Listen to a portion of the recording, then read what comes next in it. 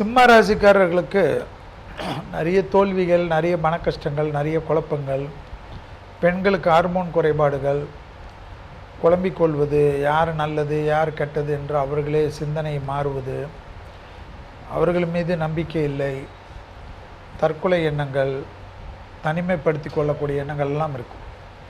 இதெல்லாம் நீங்கள் உங்கள் உடற்பயிற்சி மனப்பயிற்சி செய்யாதது தான். சிம்மம் என்றாலே சூரியன் தான் அதுக்கு அதிபதி.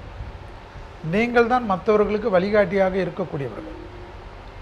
தாய் வழி உறவு, தந்தை வழி உறவு, இரத்த பந்த உறவுகள் எல்லாம் மேன்மை அடையும். பெற்றோர் பெரியோர் அற்புதமான அமைப்பை இந்த 12இல் வரக்கூடிய குருவால் பெறுவார்கள்.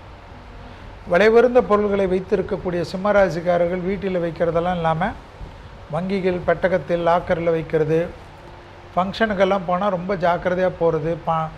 பணம், நகைகள், வெளிநாடு வெளியூருக்கெல்லாம் போகிறச்ச இந்த மற்றவங்க மெச்ச வேண்டும் என்பதுக்கெல்லாம் போட்டுக்காமல் நம்மளோட பற்றி எல்லாருக்கும் தெரியும் இல்லை, நகை போட்டு தான் நம்ம பணக்காரங்களுக்கு தெரியணுமா?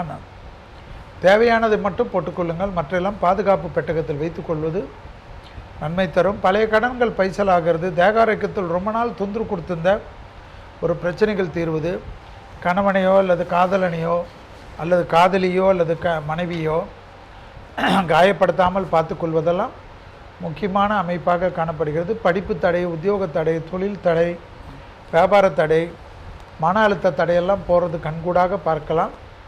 கண்டிப்பாக இருக்கிறதை விட்டுட்டு பறக்கிறதுக்கு ஆசைப்படுவதை மட்டும் சிம்மம் விட்டு விடுவது நன்மையை ஏற்படுத்தி தரும்.